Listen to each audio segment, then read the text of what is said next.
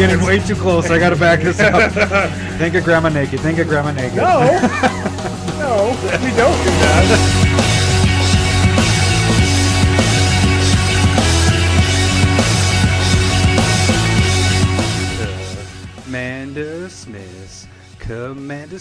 CommanderSmiths, yeah. I'm a commander player, you know what I mean, and I do my little thing on this podcast. On this podcast, yeah, on this podcast. I do my little thing on this podcast. Do do do do do do do do do do. You know it? Is it? I definitely like.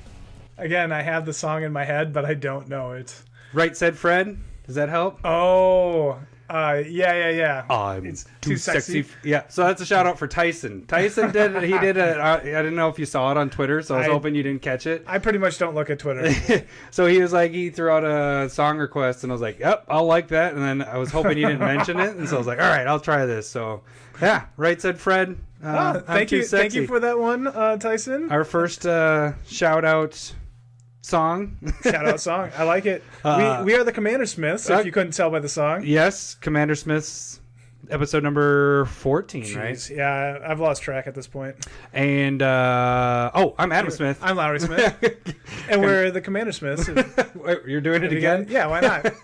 The cousin Smiths as well. Yep. Oh yeah, cousins. Almost forgot. Almost actually literally forgot that time. We don't want to do that. That's our shtick. You can find us on Twitter. Like I said, Tyson tweeted us a song. As long as one of us doesn't see it. Adam will check it. Yep. And so it's going to be my song pretty much. I'll avoid Twitter as much as possible. And I'll monitor CommanderSmiths@gmail.com. I will do the same. I was kidding. Well, yeah. I mean, that's kind of how we communicate. You come prepared. Well. You have like your songs all ready like weeks in advance. I go like the minute before. So I had the beginning of that song. This is as much as I had was the CommanderSmiths. That was the only thing I had. And so then when you went upstairs, we had Larry's son is here with us too. So we kind of. Long story longer, this podcast is like fitting into the narrow hair of a weekend that it's jam-packed where we weren't going to be able to do this podcast. So I was like, come up here, bring your son up here. My wife will watch him with all the boys. When she gets back from work. Yeah, when she gets back from work. But before your mom shows up from being out of like... Yeah, my mom's flying into town. And so we have like a 2-hour window. And then it took us like an hour and a half to plan out what we wanted. And... Well, and you know, the hour of that is we're trying to work on this echo issue from our podcast. Yes, that is one of the first things. And we're definitely... I think we got it. Yeah. So if we don't know. Until we pretty much post it or something. We do a run, like we test out our sound beforehand and we listen to it, and I think we got it this time, but it's just weird because sometimes you don't hear it, and I think a lot of times what happens is it picks up my voice on your microphone, and that's where we get the echo. That's what I'm guessing. That's what we're thinking at this point, and so we have been trying to address the issue of the echo every time, but like we don't really understand what's causing it, and that's why we're thinking that sometimes it's fine, and sometimes it's not. Yeah. So we're not changing anything. Well, no, that's the one thing. Remember that one of the programs we use. Yeah, I guess it's called Voice Meter, and it enables us to use 2 microphones at the same time, sitting in the same room. A lot of people when they do these podcasts and there's multiple people, they're not in the same room. It's actually more of the Skype kind of type thing, and then they put the sounds together. Actually, there isn't a lot that have them in the same room necessarily. And maybe that's because it's a pain in the ass to get rid of this echo. Yeah. So what we have to do is, I'm explaining too much for people to hear this, but basically what happens is our microphones go into a program, and then it takes it so that it produces one sound, both of together, our microphones. Yeah. And so what's happening, I think, is it's picking up my voice on his mic. So we kind of adjusted things. Hopefully we got it. If we didn't, thank you for listening still and sticking through it. I know it kind of gets annoying sometimes with the echo, and we're perfectionists with this, so we really want this to sound good. So if it's not right, we'll keep on trying, and then maybe if it actually comes out echo-free, we can say Echo Free, CommanderSmiths Echo Free. So if this episode is labeled Echo Free, then we got it. It means we probably figured it out. Well, we spent, I think, 45 minutes trying to make sure we got the echo gone. Like, we did different tests, and we're like, I don't think I hear it. No, like, both of us listening with And the nice problem headphones. is like, other times we do quicker tests, and we're like, I don't hear anything. Sounds good to me. And then when we download it, and he starts cutting it up, a day or two later, I hear it. I'm like, he can hear it. It's damn like, it. what? So... So yeah, that's behind the Minnesota's so scenes. short. We're trying. Yeah, and the thing is we would rather put out an episode, even though it has an echo on it, than just skip an episode altogether. So I mean, that's what I could have done. We don't want to stop our adoring fans from listening. Like, oh, they're skipping for no reason. Done with these guys. So many adoring fans. I'd much rather listen to 3 of them than 2 and nothing. Yeah, 1.5 or 2.5. Yeah, 2.5. Anyway, so that's the behind whatever. the scenes of everything. We kind of wanted to address that. But yeah, so today's episode, we kind of have a lot on the docket. Some things popped up in the middle while we were planning this out, and we kind of changed our podcast around a little bit. Some news and everything. But magical news. I like the nerd. Wait, do it again. I'm not going to make a sound because I might cut this up and use that as our from now on. Do it really nerdy voice. Go. Magical news. Okay. Perfect. Hopefully I didn't laugh over that. You did. You screwed it up. So this week we have 4 segments. That's just my voice. Actually, not 4 segments anymore. We talked about our first segment was going to be about talking about the technical issues, but Larry brought that up right away, so that knocks that out of the park. Transition. So next segment or segment number 1, I guess, will be magical news. Magical news. Nerdy voice. And segment 2 is going to be, we're going to talk about how we build decks. Yeah. How we come about it. And we both go through different processes, so we felt like it, and I'm sure there's a bazillion different ways. But it might help people, newer people, or not even necessarily new people, like anybody. It's good to hear different people's styles of how they actually go about building the deck. Yeah, making a deck. Yeah. And then third segment is going to be our spec segment. Yeah. So the normal specs. Smith Specs. Yeah. So why don't we start off with the magical news? Man. More nudes. More nudes, yeah. So do we want to start with a Battle Bond announcement? That happened a while ago, so it'd be good to catch up on that. We meant to mention the lands last time, but we didn't. So there's been a couple of spoilers about Battle Bond, but what Battle Bond is simply, it's the new draft set that Magic is putting out. It's coming out at the beginning of June. I think it's June 8th. Yeah, June 8th. The spoilers will start May 22nd. Officially 22nd. Yeah, so we're going to basically, I think our podcast for the next couple of weeks is going to be about this a lot. Battle Bond seems really cool, but what it's for is you can buy it in packs, and it's a set to draft. It was built to draft. It's going to be normal set size, but the specifics for it is 2-headed giants. Yeah. So you're drafting for 2-headed giant. You and a buddy are drafting to build, face off against another 2-headed giant. I think it should be, it's built for 2-headed giant, aka also Commander, because it's also going to be really cool in Commander. I mean, the cards that have been released there isn't that many. It's lands, which are freaking sweet. Yeah, they're just they're the friendly lands. So green white or black red or green white or green. No, I already said green white or blue white or green red. Yep. Black blue. Yep. Yeah. There we go. I think I got everything. So those are the friends. But the cool thing with these is when they come into play, tapped unless you have 2 or more opponents. You're playing Commander. Most of the time, you're going to have 2 or more opponents. And so it's going to be solid in multiplayer Commander, and it's just it's the art is kind of crazy with this though, doesn't it? It's all futuristic kind of looking stuff here. So it's interesting. Like that looks like a little penthouse suite. Well, it's a luxury suite. Yep. That's the name of the red. The one that I was talking about. Yeah. So I mean, it looks pretty interesting. But then the stuff that just got spoiled today, these guys are pretty. Seems really sick. Cool. I like it. So it's one is I'll read the first one. It's a green card, 2 and 1 green, legendary creature, pure imaginative rascal, and it has partner with Toothy Imaginary Friend, but what that means is when this comes into play, you get to go search your deck for Toothy Imaginary Friend and put it into your hand. The rest of what this card does is says if 1 or more creatures would be put, or counters would be put on a permanent you control, that many +1 of each of those counters is placed on there instead. So it's doubling your counters. Yeah, and then Toothy. Toothy, Imaginary Friend, is 3 colorless, 1 blue for a 1/1 legendary creature illusion. You can partner with how'd you say it? Pure Imaginative Rascal. When Toothy enters the battlefield, target player may go and find Pure and put it into your hand. The ability is whenever you draw a card with Toothy in play, put a 1/1 counter on Toothy. When Toothy leaves the battlefield, draw a card for each 1/1 counter on it. So just having those 2 out is freaking insane. It's doubling all the counters on him. Like, it's crazy. So it seems really. I was just kind of thinking, like, for Commander, if you had like just like a friendly Commander thing. So like you sit down and you both put like Purr and Toothy into both of your decks, you can actually say, so then it would be... I could play Purr and I'll be like, hey, go get Toothy, you. How do you know I have Toothy? Yeah. Like, you could kind of like backstab the entire group other than you and whoever you're buddying up with. So I just turned that into an arch enemy thing. This looks pretty interesting. And the cool thing, when we talked before the podcast, they're continuing this legendary. The border of everything is staying the same, which is really nice. I like that change. I think it makes the legends a little bit more unique, and I do kind of like the change. They can instantly see that they're legendary because of that. So yeah.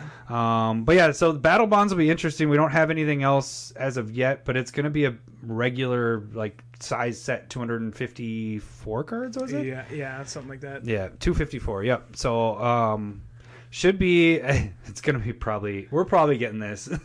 Yeah, we'll probably pick up a box. I think it's really cool. Yeah, so I want the lands at the very least. Yeah, the lands are going to be pretty sweet.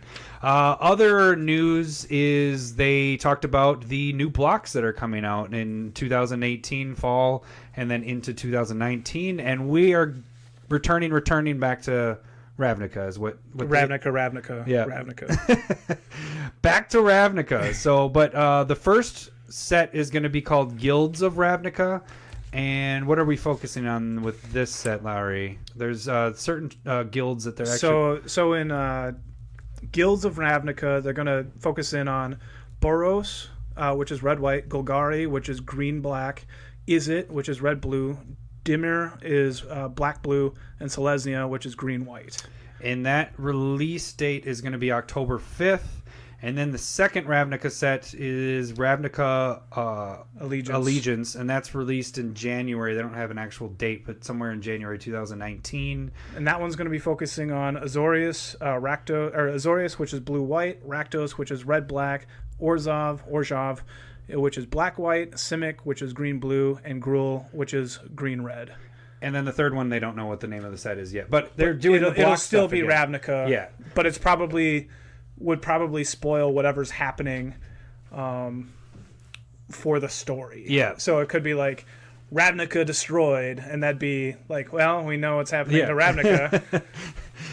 No more Ravnica. Yeah. So it's kind of like with the last Innistrad set. Mm-hmm. They did, Shadows over Innistrad, and they didn't show the set symbol because it looked like Emrakul, and they didn't want to spoil that it's Emrakul. Yeah. So it's it's gonna be. I'm excited for it. Ravnica is probably going to have the Shocklands in it. Yeah, that's what the rumor was before this was released. I was hearing people talking about it, and now I think there's going to be Shocklands in this next don't fall. Tell. I think I'm just guessing. And so if there were rumors beforehand, and then all of a sudden Ravnica's announced, you're like, well, that gives a little bit more credence to those rumors, I would say. Yeah. So I'm excited for the reprint of the Shocklands. That'll be awesome. Yeah, hopefully. They're always awesome to have. Doesn't matter if they're $1 or $2. They can reprint those into the ground. They're solid cards because they're fetchable. Yeah, and that's they're premium lands in they're Modern, and I play them in all of my Commander decks. And they've been lately. I think they're getting targeted right now because it's been so long since they've printed them, but in the last week or two I've been noticing that Stomping Grounds and all that stuff has been shooting up, like the original ones. Yeah, the original ones have started going up. The art, in my opinion, is better in the original sets. You think so? Some of them I like better. Like I like Blue Black. I like the way that that one looks in the newer printing of that. It's everybody's opinion. You know, it's your taste on it. I'm pretty sure. What do we have? If it's not my opinion, it's wrong. So what was? Oh, we were having a discussion about the lands, and like your favorite lands are the art wise. Oh, like for full art lands? Yeah, full art lands. In my opinion, I really like Unhinged. And mine is Unstable. Like, I just love the way that looked, and I was like, but I can understand Unstable, though. I can't understand Return to Ravnica lands being better than original Ravnica lands. Well, yeah, I mean, for art. But for the best art, like, that's, I typically want all my lands to be the unstable ones. I do like the, was it Unhinged? Unhinged lands. You don't like the unglued ones. I like the unglued ones. They have like, it's like a diamond full art with brown around it. But it almost looks like a picture that somebody took, and a really bad picture more than a drawing. So I guess that's why it just looks different though. And I'm okay with different. Larry likes different. Yep. Very different. And was there any other news? Oh, the new Global Series decks is also featuring on June 22nd. This I'm a little confused as what it entails, like what we're actually dealing with, but they have revealed 2 new planeswalkers. Mu Yanling, is that how would you say? Yeah, I think so. So she's it's definitely Chinese. Yeah, so you can tell by the art that, well, when we were looking, I was like, oh, these look like Chinese stuff, and then it actually is reading it, focused more towards Chinese market, because these 2 are only going to be used, or modern can be used in the Chinese market, right? Isn't that what you kind of read? Well, so these 2 planeswalkers are legal in Chinese standard, and then legal in everything else. Yeah. But for some reason, it's specifically Chinese standard, but not everybody else's standard. Yeah. But then it'll be obviously legal in Legacy, Vintage, Modern, Commander. Yeah. So the blue one is 4 colorless, 2 blue. She comes in with 5 loyalty. Target creature can't be blocked this turn is the +2. -3 is draw 2 cards. And then the -10 is tap all creatures your opponents control, and you take an extra turn after this one. And then the green one. The green one is Jiang Yanggu. Maybe. 4 colorless and a green. Planeswalker. 4 loyalty. It's +1. Target creature gets +2/+2 until end of turn. Woo. -1 if you don't control a creature named Mau, create a legendary 3/3 green hound creature named Mau. And he's in the picture, the little dog or whatever that is. It doesn't look very super cute. Very scary. Not very 3/3. Yeah. Not even a hound. It looks like more of a puppy. And then you can -5 it for its ultimate. Until end of turn, target creature gains trample and gets +X/+X, where X is the number of lands you control. It's okay. I wouldn't say so. Yeah. So you can. It comes into play. You +1 it for +2/+2, whatever. And then you can -5 it and get a huge fatty Donkey Kong going. Donkey dog. Donkey dog. Well, it's a dog that you're dealing with. So every 2 turns. I'm not sure exactly what all this is going to entail. So this was just released as I don't know, a couple hours ago of what we don't know the full details. I'm not super excited about the walkers, but I think that they're going to be very similar, or if not the intro pack planeswalker decks. Yeah. Very similar, it seems like. Yeah. Oh yeah, I think that is one thing we read, was that it is going to be more focused for the newer players, like you said, intro packs. So, yeah. And then the last thing that was they made an official announcement, essentially, is like the Firesong and Sunspeaker from the last set, Dominaria. The card is in a buy a box promo. They're going to continue that. They're going to have one card, maybe just one card, or maybe a couple cards that are only in the buy a box promo stuff that you can't get in opening packs.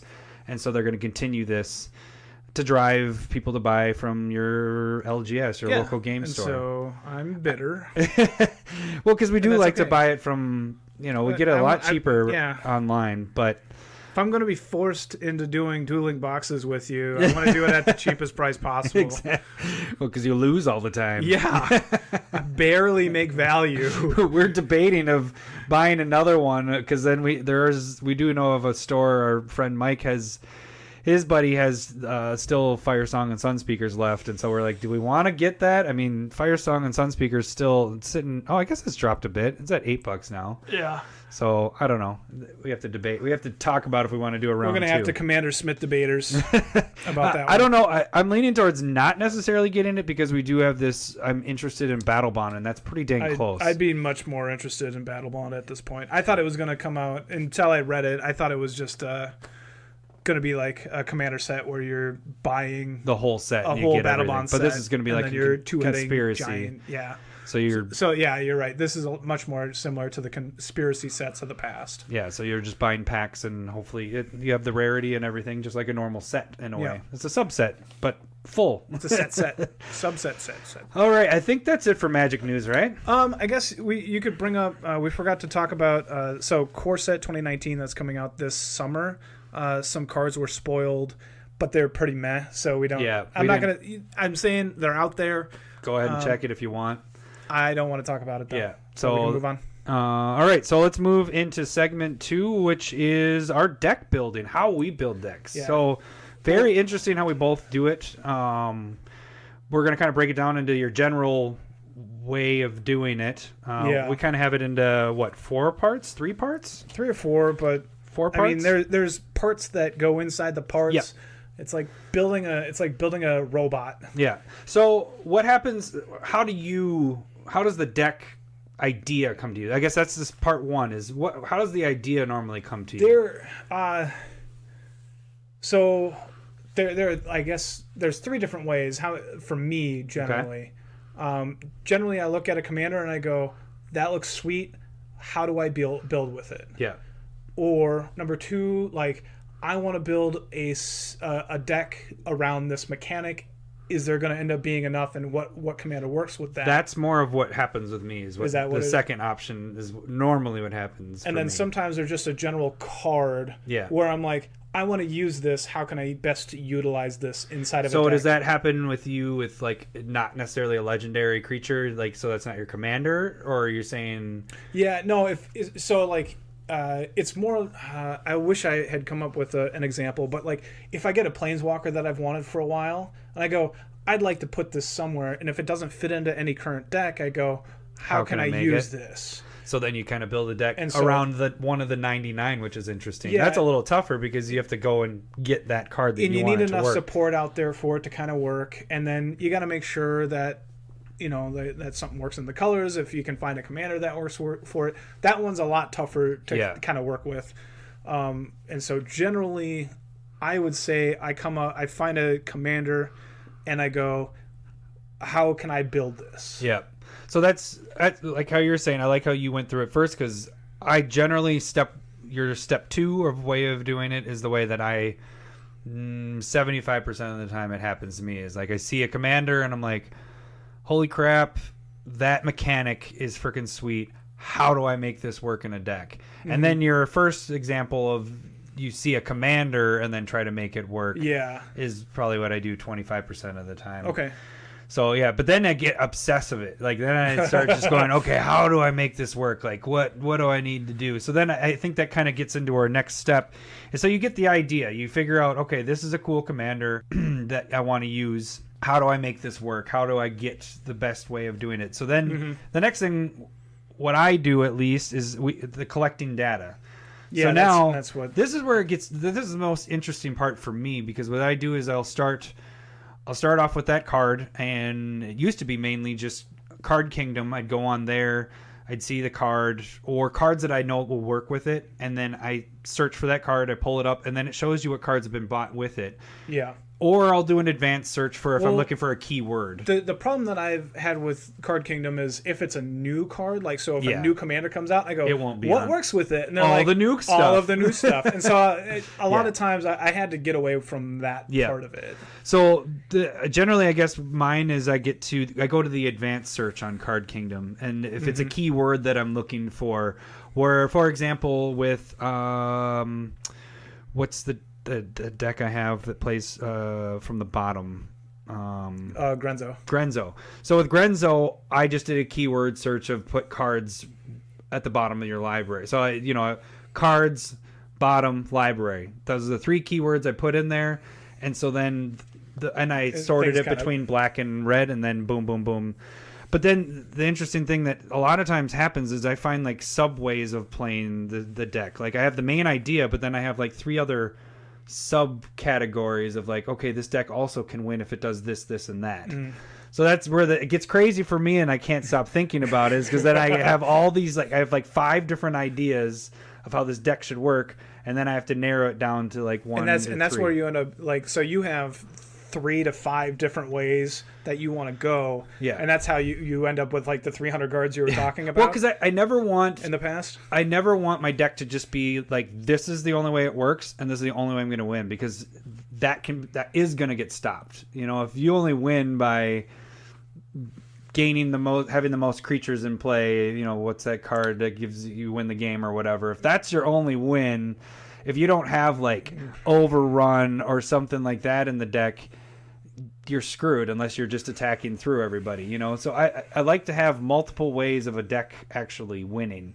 So I typically put 3 to 5 different ways that the deck game winner. It's kind of like what Mike had just said. He kind of came over tonight when we were planning this episode, but he has why am I blanking? But the Red God from Theros.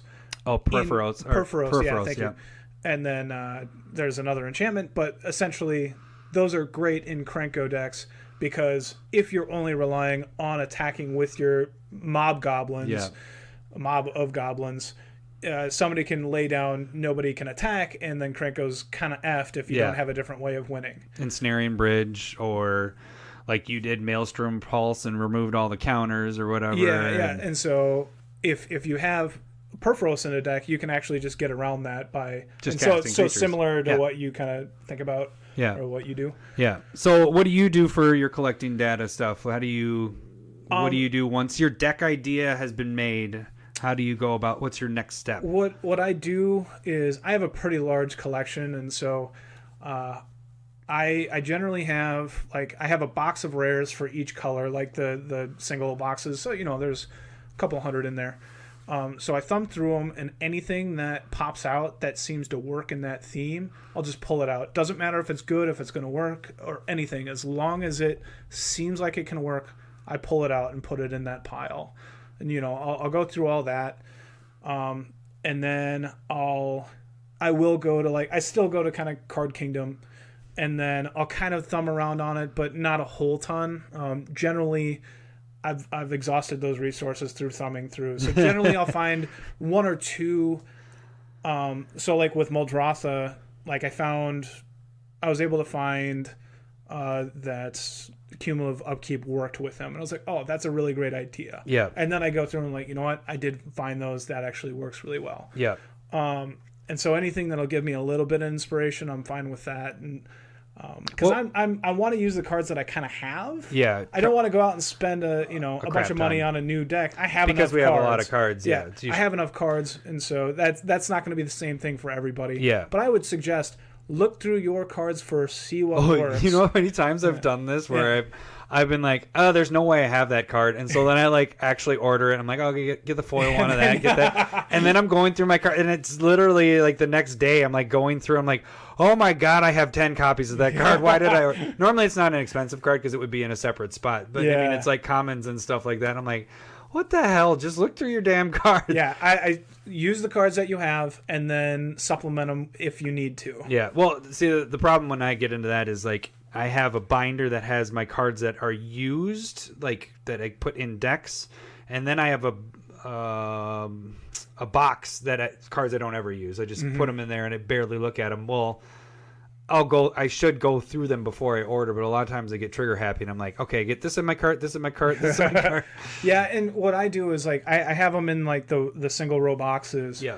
And then I only have like 2 or 3 in that of each, and then anything that I have extra, I just kind of put into a rare pile. Then in a color based form, and then I just kind of like, okay, I need more than I'm running out. I'll go find if I have others. Yeah. One resource that I would highly suggest using, that I've started using, because we haven't done EDH Rec as this is more recent for us to actually look at that because. And it's more for you. I only look at it when we're doing this stuff. Podcast, but I found at the end, not at the very end when I'm done, but to go on there and check. You can pick your commander that you're talking about, whatever one you want to use, and it'll show you the top cards that are used in that deck. So there's after my Slimefoot deck was all done and built, I went back and I looked at. EDH Rec, and I saw what was it, Constrictor, the snake. What is from it? Aether Revolt? Yeah. So I saw that one was heavily used, and I was like, oh yeah, that's a really good idea. And the reason I actually never saw it because I had those set aside for a different deck, so they weren't ever in my binder, so I never came across it when I flipped through. So, but I feel like EDH Rec is a very good source because you can narrow it down to. If you find the commander, what cards it works with, and then you can switch it over to just that card in general, what it's used in combination with. So it doesn't have to be the commander. You can switch it so it shows you when that people use that card, they generally use this with it, not as a commander, just like in a deck. So, but that's kind of the final touch. I'll go back and look at that and be like, okay, there's a couple cards that I throw in there, but that's where it gets tricky because I'm at 200 cards and then it goes to 300. And sometimes... Because part of that, too, is like if I'm going to sit down and buy cards and like an example for Muldrotha, I had to I looked at it and I went, well, I don't have Secrets of the whatever enchantment and I don't have River Kelpie. Mm-hmm. Like River Kelpie just went up to like $9-10. I'm like, F it. I'm not going to do this. And then I try and find a different, cheaper source. Yeah. So I went and got the enchantment, and then I just made sure that I had some other form of card draw. Is that Secrets of the Dead? Yeah, that sounds right. It's just an uncommon from Innistrad's second set. I don't even remember what it is. Yeah. Nobody remembers. That's when that popped up. I was like, oh, I got those. I just had 6 of them sitting off to the side. I was like, all right, sell those for $7, $8. That was a nice... little jump. Oh, the foils. Yeah, you had foils of the Secret of the Dead. Yeah. And then I think lastly, so then I think still with the collecting data part, after I get the idea, then it's the adding in the norms in it, the stuff that we talk about with core cards for commander when we talked about green and artifacts so far. I go and I look at, okay, what cards do I need in this deck from that I'm playing with the colors that fit in here? Like your soul rings are for sure going to be in there, and it just depends on what colors you're playing. So then you got to go and find the regulars that should be in there, which might the glue. Yeah. So that's where it gets hard for me because I have this list of 100 cards, and then now I have to narrow it down. So this is why it's a long process for me to do it because I tend to love every card because I agree with you.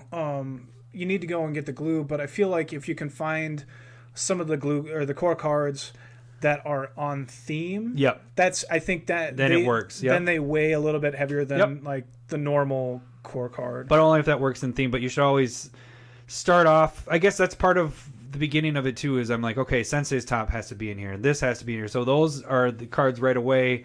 I go through my main binder of the expensive ones. I'm like, okay, these for sure have to be in there.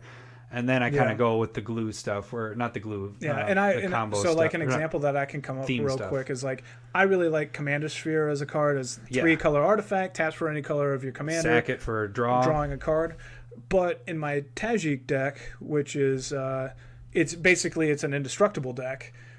Darksteel Ingot works better. Like that's on theme in there. Yeah. Even though drawing in that deck would be really nice, I could probably do both, but it doesn't really fit. I'd much rather just go with other cards. Yeah, for sure. So that's just an example of. So then, how do you whittle your deck down? How do you get it so that you're like an example? How do you finish your deck off at the data gathering at 300 cards? You missed my finishing the deck off. Yeah. How do you make your deck a happy ending? Yeah, that's my wife. She's like, call it a happy ending. It's like that's actually how we should name it. Yeah, we need her in the production meetings more often. So she's a genius. The happy ending. So deck. And you end up with about 300 cards that you need to cut. I don't really get 300. Okay, you're just exaggerating. Yeah, I was exaggerating. Okay. I probably get. I believed you. honestly get to probably 100 before land.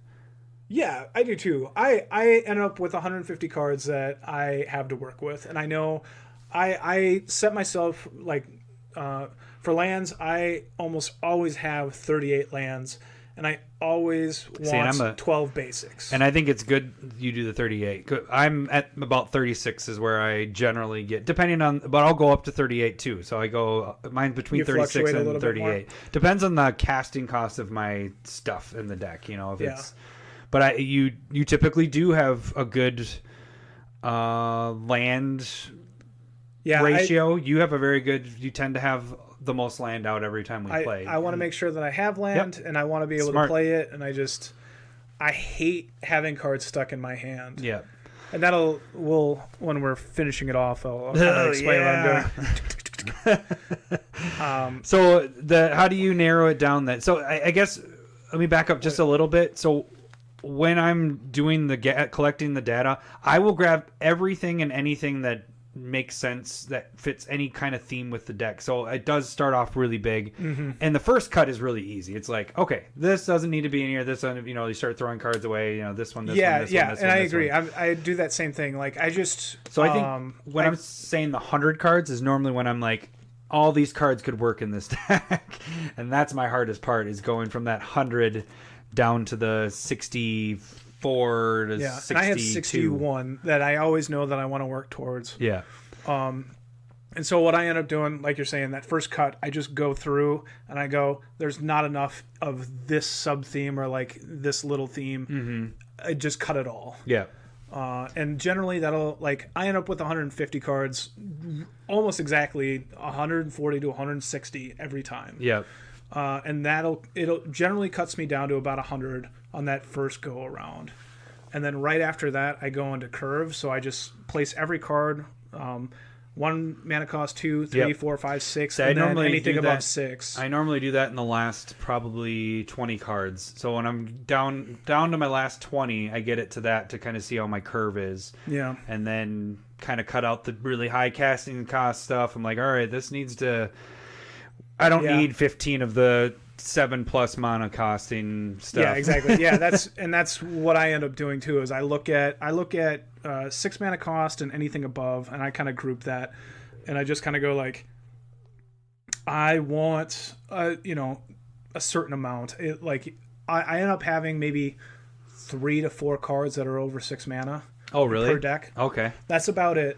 Those are the knockouts. Yeah, and typically when you get over to the 6, I want those to be almost game winners, like you said, knockouts. Yeah, exactly. Yeah. So those need to be like, I mean, for example, with Slimefoot, I cut out Verdant Force because that's 8. Oh, there goes my dog's barking. Yeah, 7 you'll probably hear that. Yeah, we got a lot of stuff going on in the background. My wife has the 3 boys upstairs. I just heard them come down the stairs. I'm like, oh. Then I have 2 labs, so yeah, you might get background noise with this episode.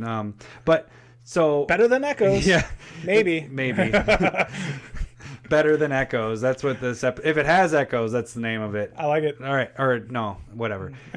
So Verdant Force, I was originally going to have in the deck, but casting, what is it, 7? It's 7. 7 mana cost, casting cost. It isn't going to win me the game at 7. Or it's a 7/7, and every 3. Upkeep you put a sapling into play during each upkeep. Players. It's good, but I have what does that better? Well, the new Tenersha Dryad. Tenersha, but then also the Aura. Oh, Verdant Embrace. Yeah, and that's 5 mana instead of... They're both 5 mana instead of 7 or 8 or whatever. Yeah. And it's just kind of like, you don't want... It's just, generally you can cut it for something better. Yeah, it is 8. Yeah, yep, 8. It's just too much. 3 green with that opinion. Too. That's the other part. It's like... But it is on theme, so I can see why people use it as well. It was one of the last cuts, if you like it. But then it was like, this isn't going to win me the game. I mean, it could still, but at 8, I should be doing something a little bit bigger than that. Yep. So, but that's an example of one of the bigger casting costs. I kind of the same thing that Lara was saying. I want it to be, I'm going to win the game with this effing card. Yeah. and I just and so I generally look for kind of a bell curve. So like, my support cards at 1 and 2 casting cost, my bombs at 6 and plus, and then I want a lot of stuff that I'm able to do like at 3, 4, and 5. Yeah. I have the most cards in that mana range pretty much almost every time. So then once you're done... Oh, I'm not done at that point. You're not finishing the deck off there? No. At that point, I'm probably still have about 20 that I need to cut. And so then I'll go through and see what purposes that the cards are doing so that I don't have enough support for like removal or ramp or draw or creatures or on theme. We do it backwards or opposite then. The curve is my last step. Once I've got my 100 down and I've narrowed it down to, let's say, I don't know, 90 or, cut 10. Then I go and I'll go, okay, I have this many cards that goes to find land, this many draw cards.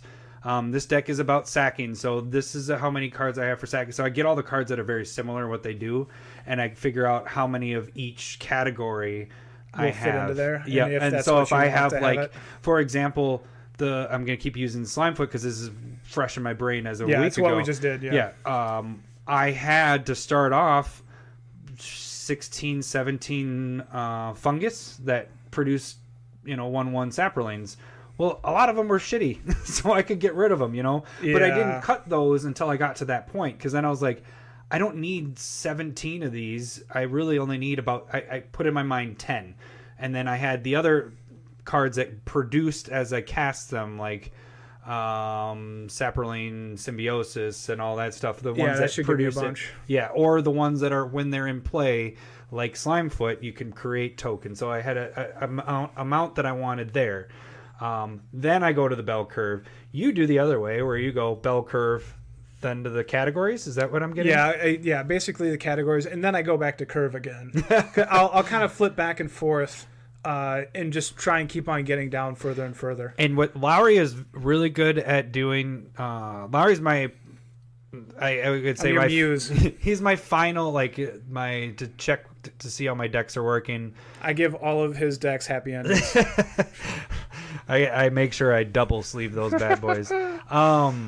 But Lowry's he doesn't care what to cut. And when I'm building the deck, I'm like, God, but this works so well. I don't know, this one works so well, and this one. But Larry's, he does a very good job. Attached to your decks. Well, no, I mean with your decks in general too. When you're building your deck, you can just cut things easily, just whatever. I go through. I'm not kidding. I probably go through the same cards when I'm down to that 80 or under. I go through that probably 15 times. I'll just go through it. I'm like, looking at them like maybe this card could be cut, this card, but then I never pull the trigger. It takes me 3 times going through and I cut one card each time. Well, I think maybe that might be a little bit of a difference too. And that's where I want to hit a couple of things before I start talking about actually finishing a deck. Finishing it off. Why? You don't want to premature finish this deck off? I don't. Gross. Not saying that's gross. If you have that quote unquote problem, I'm getting way too close. I got to back this up. Think of Grandma Naked. No, we don't do that. So generally, what I try and do for removal. Is it weird because you probably thought of Grandma there? Yeah, you grosso, probably grosso. Grosso. Okay, sorry. I'll let you finish off. So with. What I try and do for removal is I look for cards that deal with multiple answers. Mm-hmm. And so I don't want to just have destroy target creature. Yeah. I'd much rather have permanent or putrefy that says creature or artifact. But generally I want something that will deal with just about everything. Yeah. So I like Vindicate in my decks. I like Utter End. I like Beast Within. These are cards that say, that's a permanent problem. Deal with that permanent. So you do the same thing. I at least have 1 to 2 answers for everything. Yeah. Everything. There needs to be not just mass removal. I guess if it's remove everything from the game, that's your dealing with everything. Yeah. Could use your Apocalypse in your red deck or something like that.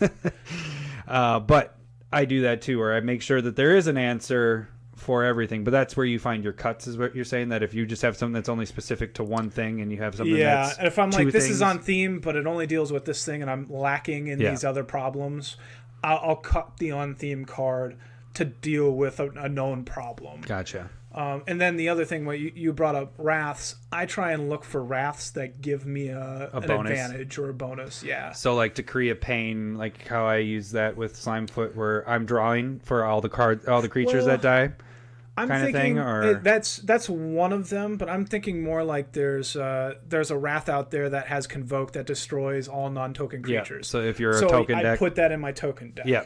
Or like Earthquake in my dragon decks. Flying, yep. You know, I want to make sure that I want to still maintain advantage. Yeah. And and it's probably a personal, like a pet peeve of mine. Like Wrath of God's a really good card. I don't have it in any of my decks or Damnation. But I have a reason for that. I don't know about you. No, for me, it's a reset button. If somebody's winning, in my mind, I don't want to reset it if I don't. You want to be the one in the winning hand after everything, the dust settles. Yeah. So I don't want a dead card in my hand if I'm winning. Well, and that's the thing with Commander is you can afford to have those huge removals, and the ones that give you a benefit are going to cost a little bit more, like Decree of Pain or... well, I mean, in Garruk's Wake, it's destroy all your opponent's creatures. Yeah, I would much rather play that. That gives me that advantage. Yeah, to I end agree. the game. I don't have, like I said, I don't have a Damnation or. And again, Wrath. there isn't any problem in having a Wrath the board, but I feel like that really slows down a game unless you have a plan for it. Like if it's just the last card you have in your hand, you're like, well, I'm losing Wrath of God. Let's make this thing last another hour. And in my mind, that's just. It's like, come on, let's just move on to a new game, in my opinion. Yeah, if you're not trying to actually win at that point. Yeah. Unless I don't know. And again, there are different ways of doing it, too. Like, I would have Wrath of God and a Sliver Hive Lord deck. I think that's right. The one that gives all slivers indestructible. Yeah, that's what Trombley has. That's exactly what I would do. Yep. Yeah, because you have you're getting a benefit from it. Yep. Yeah. And so that's how I would look at it. Well, when I used to have that night deck where I made my that 60 card deck way back in the day. Yep. Not way back, I guess probably 10, 15 years ago. Way back. But that one was based off of them being indestructible, and so I did have wraths in there. The Exemplar, which wasn't... that was like M12. Yeah, that's way back in the day. Yeah, it was like 5 years ago. No, that wasn't when I had that. 7 years ago. It wasn't 15 years ago. Yeah, it was. No, we were like 17. Yeah, see? I didn't drive up there and play Magic with you. 15 years ago? I'm 35 Sunday. Big whoop. I don't care. You're coming to my party. We're going to play some slip and slide kickball, and it's going to be cold because it's freaking... I graduated the meteorology degree, and anytime that I try to plan something that's out freaking doors, weather just interferes with because I got a meteorology degree. Isn't it ironic? Don't you think? Yeah. It's like that song it's like isn't even on your ironic. Day. There's not one part of that song that is even ironic. Think about it. But it's still this. I don't care. No, it's not ironic. It's the worst song. I mean, it's a great song from our childhood, but none of that song is ironic. I remember when that came out, my English teacher was like, "This is the stupidest song I've ever heard of. There's no freaking irony in what she's saying there." Anyways, we'll get off our Alanis Morissette She's tangent. from Canada. Give her a break. Canada, yeah. So after we finish off the deck, aka happy ending, what do we do next? We deck test. Test your deck. Test it out. So how do you test it out? What I do, I believe it's called gold fishing. Yeah, that's the first time I heard that. You told me that, and I was like, what does that mean? I thought you were just talking about the site. I've told it to you, I said it to you before. I've had to explain it to you like 5 times in 7 years. I think you get me confused with other people. You're the only person I talk to. What about Nick? A lot of times you're... I've only known him for like 2 years. But I do talk with him, as well. So what I do is I just... I shuffle up the deck, make sure that it's, doing right, and I just draw 7 and I play through the deck. It's what I do rather than watching TV. I don't watch TV. I just goldfish my decks. Okay. And then basically it allows me to feel out how the deck's going to play. It doesn't show me where I'm going to run into problems necessarily, but it allows me to know, am I drawing my answers like enough? Am I able to play stuff on curve? Like, am I able to do stuff like turn 2, turn 3, turn 4? Are my tap lands getting in the way? Do I need to get rid of some of those and put in untapped lands? And so it's more of a feel game at the end there. How far do you go generally? How many cards do you play through? I'll go probably like way beyond a game. So I'll go like 20 turns. Oh, so you go quite a ways in. Yeah, I want to go and make sure that I can do something for a long game. Because if I run out of cards, then I start going, I need more draw. Or if I feel like, essentially I go until like I feel like I've completely won the game. Mm-hmm. So like there was, I rebuilt a Gahiji deck, and I was dealing 20 damage on turn 5. And I was like, this feels really good. Yeah, I pretty much won let's this see how game. I do. Let's see if that's consistent. Am I going to do that? And that's unrealistic. But being able to do that unhindered, is just a feel that out part of it for me. So I do generally the same thing, except I actually deck tested against another deck that I have.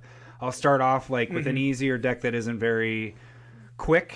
Depending on how this deck is built. So like it kind of goes through a gauntlet of... Yeah, exactly. Well, but even if it loses to those decks, I'll still test it to other decks, like more powerful. I'll just test to see how it handles different situations. And it's funny because I've done this my whole life. When I build a new deck, I would test it. When I was younger, I'd have like one deck that I wanted to win more than the other, so I'd like cheat for it. I'm like, I'm not going to play that spell. Because that would hurt my favorite deck. Yeah, exactly. Right. I don't do that now. But it was funny then because I can still remember that being like, no, I'm just going to skip attacking even though it would kill that deck. I'm just going to sit here.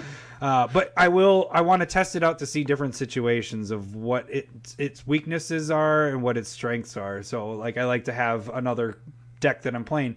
And I like all my decks that I'm playing, so I don't have a favorite. I'm just testing it out to see how it runs. And I go about the same amount. I go until there's a game, the game is won. Yep. And I generally do it a couple times to the same decks. So I'll do like 3 times. And then if I have time, I'll do 3 times with another deck that night, or I'll do it over a span of a couple nights. Yeah, and I think we're like... I think yours is a bit more thorough, but mine, all I want to make sure is like that it works. Yep, running the way you I understand. want it. Like people are going to try and stop me. It's going to be, you want to make sure that you want your protection in there. Are you drawing enough protection? Are you getting your condoms? Yeah, it was like I kind of wanted to make a joke with that. I was like, God, you're childish, Adam. Just get it out of your head. And then you went there. Yeah. Way to go, Lowry. I don't I'm feel childish, alone. apparently. Sometimes I'm like, I'm alone. Just dirty man. And so, but I think this is why I'm quicker with my cuts too, is because so like after making the deck, I have the extra cards so like if I have 2 or 3 of one card and I put it in the deck, I have 2 left over. So I put that in a specific pile of cards that I'm using. Mm-hmm. And then anything that I cut, I have in a different pile but right next to me. And then any card that I feel like that's not working, you might substitute something in. I already have my pile that I can go through and substitute cards in. Yeah. And so and then I'm like, that didn't really work the way I wanted it to. Let's see if I can get something better in there. Or like, this is just too high, or my hands get too clogged. Either I got to ramp harder or I got to lower my curve. Yep. So it gives me that feel. We're at the same boat with that because I have a sideboard-ish kind of thing where I have about 5 to 10 cards that I'm like, okay, these could work in this deck if something isn't working. And I do get it. When I go and we play our multiplayer games, I know immediately like what cards I don't need anymore. Like I once I get in a game, I'm like, this card just doesn't work in this deck. So then I substitute those out. Yeah. Then if I know it doesn't work in the deck, I just, put it back in the binder. If I'm still unsure, I have the sideboard sitting there of what I want to sub in and sub out. So then our final test is testing against each other. Multiplayer. In multiplayer, play it at a game, and then you sit down and go. Generally, I do after leading up to like a game night. I'll sit down and go through the decks that I want to play and go like I'll focus in on like goldfishing with them, and I'll tweak them before we play. And then that night I'll go home, even if it's like 2 a.m. I'll sit down for like 2 hours and tweak everything. Oh, really? Nice. Yeah. Because I'm already jacked up from having all that soda and like all the Mountain Dew. Woo! So yeah, I'm already up anyway. So I just kind of run through everything real quick, and I'm like, what did I like? What didn't I like? I'm always adjusting my decks, and so I think that's why it's a lot easier for me to cut cards. Yeah. My process takes probably about 3 to 4 hours. Okay. To build a deck? Oh man, mine's days. I know. That's why I wanted like I go through and I have most of the cards. One thing I do want to add to this though is I highly suggest to everybody is have a different pair of eyes looking at your deck after you're done with it, because they're not attached to your deck. They just look at it. So Lowry took my deck when I was inputting it in tappedout.net. And so he went through it and he was like, yeah, I found a couple cards. I flipped them the opposite way. It was 2 cards. And he's like, I think you need a couple more land in there. I was like, yeah, I actually had that on my sideboard because I knew I needed more land. I just didn't know what cards to cut. So having another pair of eyes look at your deck and see what they think is very helpful, because there is no attachment to them building your deck. They don't care about your deck. Yeah. But so Lowry is a lot of times he's my last, after I'm done playing it, I'm like, okay, what do you think? Or sometimes it's before, I'm like, okay, Lowry, I'm having trouble cutting these 10 cards. I need 5 of them. What do I cut? And so then Lowry will kind of take a look at the list and cut it down. You don't generally do that with me. You don't generally ask, because you're very good at getting... I'm prideful. Very prideful. Well, no, I think another thing with that, too, is like I build a lot of decks. Yeah. I build decks you don't see. Yeah. Like they just... you build it, you play goldfish it, with them, and I'm like, I'm bored of this deck. And I never play the game with it. So, like... And I build my decks and they stay around for years, and then I have one, that landfall deck, that white green god, that I should just kill. But the thing in my head too is you built that like 4 years ago. I know, I have it, and I like almost always cut it every time. Like I almost cut it when I built Slimefoot, and I was like, no, there's some cool cards in there. The other part of it is like, if we have new players come in, I want decks that are easier to play, so that they can, that's an easier deck. It's straightforward. You landfall, just get stuff out, whatever. It isn't complicated. Mm-hmm. So I like to keep some basic decks in there. So sometimes, I don't know. I think about all the situations, but that leads me up to 20, 25 decks. So I need to let go. Yeah. Let it go. And again, let it go. Because remember when we were kids, like, and we just did 60 card casual, I always had 15 decks with me. Yeah. And I know you and Jake would always be like... I know Jake specifically said, like, you need to cut like half of these decks and then put those good cards into your other decks to make them more powerful. And I was like, nah, I just want to make decks. And that's why we've joked, but I made like a flanking deck. It was awful.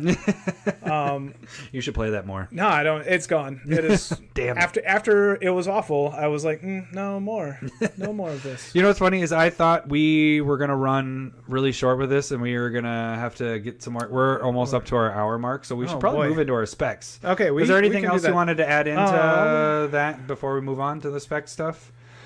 Because you didn't want to finish off early, so there was something else that you didn't want to move to, or otherwise we can move to the specs? I think that's about it. Okay. We can go to Smith Specs. All right. Smith Specs of the week. Woo!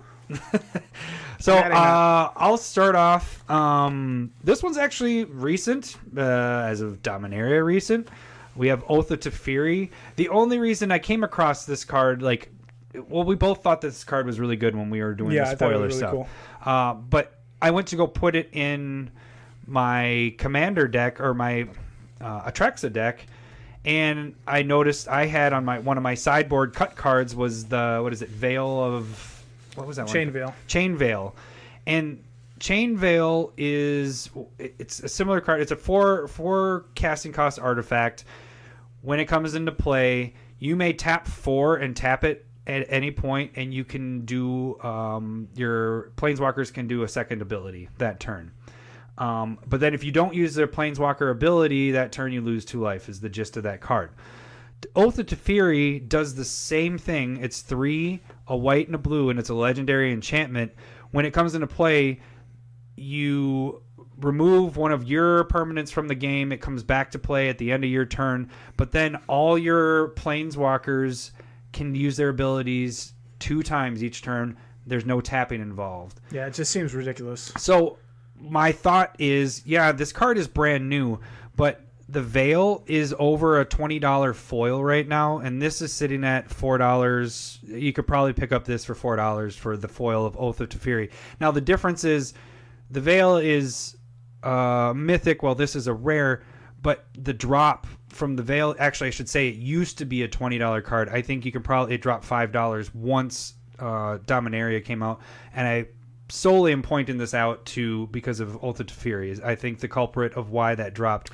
Even the regulars dropped a couple bucks from what they used to be. That could be very well. I can understand that. One part I just thought about it here, but I know that the Chain Veil goes infinite with the Commander Teferi. Okay, because that untaps 4 permanents, and then you can just untap and do it again and do it again. That makes sense, but you see a drop as soon as Dominaria came out. Yeah, and it is because you don't only need the Chain Veil. Now you have Oath of Teferi, and you can replace it or do whatever you need. So I'm more focused on going after the foils on this one. You could probably get the regulars later. I think it's still going to drop down, but the foils I don't think is going to go too much lower. And if the Veil's up to $20, I think this could easily get up to 20 eventually. This one isn't like go out there and buy it right now, but I think it's a future. Yeah, I think it's something that you can definitely go and buy, and it'll be worth it. Needless to say, this made the cut in my Atraxa deck. The Veil got cut and actually is back in a binder because I don't want. I mean, I had it already cut before I had this, but it was on my board trying to decide where I needed to put it back in. Well, and the blinking effect is not irrelevant either. Yeah. So. Lowry's phone's going off. If you heard, it wasn't his vibrator. Nope, we're fine. We got the kids. All right. So, Lowry, your pick of the week.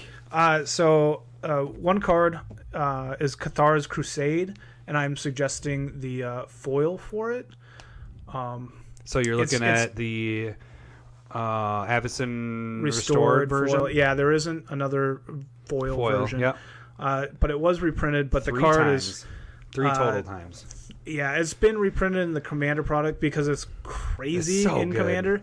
So right now it's sitting around $11, $12 at the foil version, but it doesn't look that powerful really unless you play with it in Commander, and the thing is freaking bonkers. Yeah, it's ridiculous. Now, I'll say I hate playing with it and against it because it's time consuming. Yeah.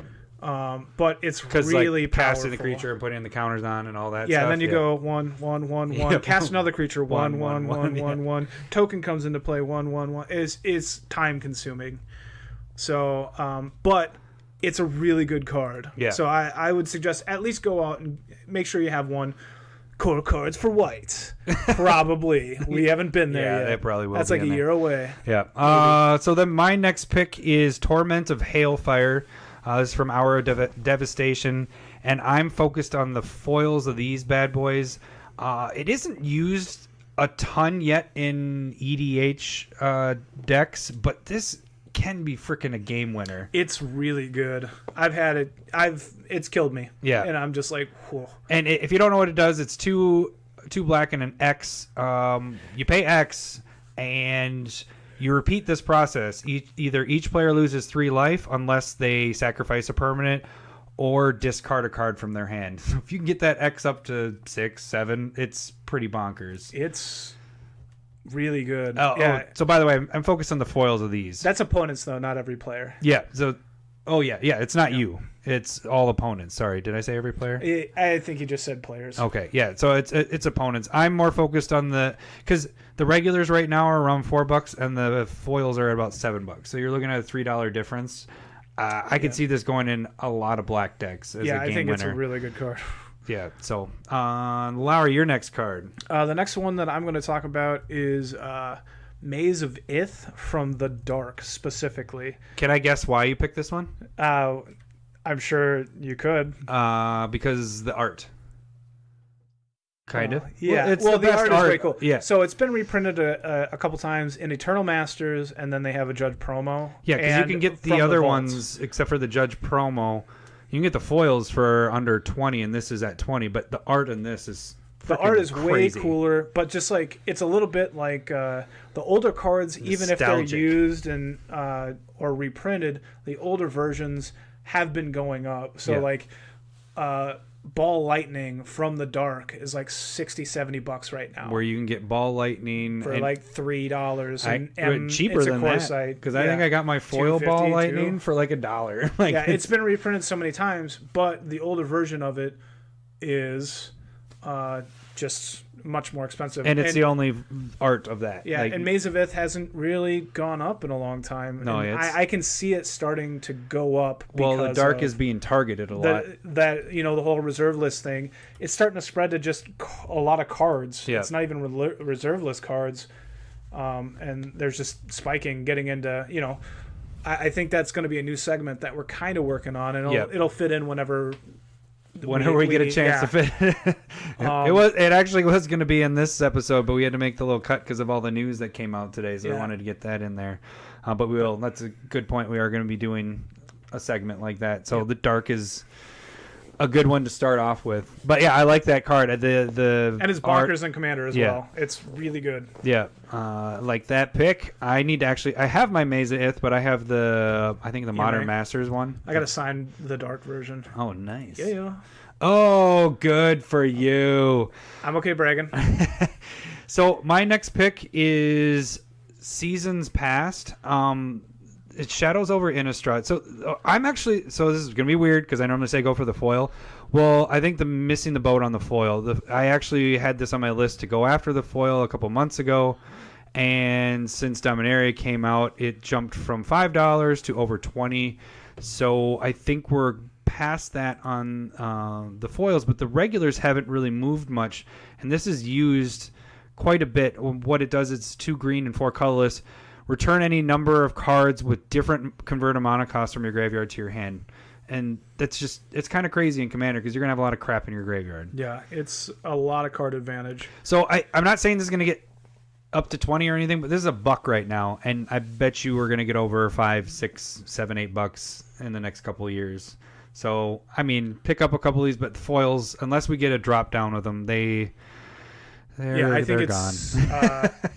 Like, damn it, why didn't I pick up that? I think it's peaked a bit for the foil. But like you said, I can see it getting up to $7 or $8 as a regular. Yeah. And that'd be worth the buy right there. Yeah. And then, Larry, your last one. The last one is Ghalra Primal Hunger. Which I like this one that you point this out. And specifically the full art promo, which is a foil. That's sitting right around $7 right now. Yeah. And it's gorgeous. I bought 2 of them. Larry mentioned it when to it was me. 6. It's gone up a little bit recently. Yeah, I bought it for, I think mine were $7.50. Or maybe, did I say it was $7.50 or I said $7? I don't know. I don't pay attention to what you say. So yeah, I picked up 6 of those. But I like it a lot. And what it does is a 12/12 Trampler, and its mana cost goes down for each point of power on your side of the battlefield. So like if you have 5 points of power, it would normally cost 12, but after that it costs 7. And if you have 10 total power on your side, it costs 2 green to get a 2 or 12/12 Trampler. Yeah, and I think one of the big reasons with this too is this over the last week or so, it's being used in a lot of the standard decks. Yeah, and so the price for the regular one has jumped up a couple bucks. Actually, the regular's sitting at $7. Yeah. The full art promo foil is sitting about like $7.50, $8. So I mean, you're looking at $1 more, and you're looking at full art that looks sweeter than all the other art here. So I highly suggest going and just getting that, because I don't think that's going to dip after rotation. The other 2, I would say, is going to dip after rotation. Yeah. But even that, I think that might make it spike here soon. And when it spikes, I would sell all your copies except for whatever playset you want. Whatever you're playing, yeah. So, yeah, I like that one. That's why I jumped on board. So, yeah, I think that wraps up our Smith Specs of the week, and actually our podcast. We are right around that hour mark, a little over an hour. Over an hour. Good job, Larry. Good job, Larry. So that wraps up episode number 14. Catch us on Twitter. Are you trying to give an echo? No, I'm not trying to give an echo. You can catch us on Twitter at CommanderSmiths. Like I said, Tyson gave us the first shout out song, and then Adam will respond probably too. So mainly do it when it's my week to do it, and then I will do that song. That's probably accurate. Yeah. And then you can also email us at CommanderSmiths@gmail.com. Like I said, you can do the song request there as well. Just put the name of who you want to sing it. You might like Lowry's baritone voice singing it, smoothly, or my really high-pitched voice. My Mickey Mouse. If you want me to do Mickey Mouse singing it, I could definitely do that. I might have to do that. You should do the Mickey Mouse theme song. M-I-K-C-M-I-C-K-E-Y. Commander Smiths. No, then I just sound like the old guy from Family Guy. Oh my goodness. Yeah, you would. Hey there, muscly arm. All right. And then you can also follow us or subscribe to us on YouTube, just Commander Smiths. And I think that should do it for this week. Thanks for listening. All right, we'll catch you next week. Maybe. No, probably, yeah. All right, bye. Commander. Wait, are you listening to Milli Vanilli now? Commander Smith. I've just had it stuck in my head for like 8 weeks.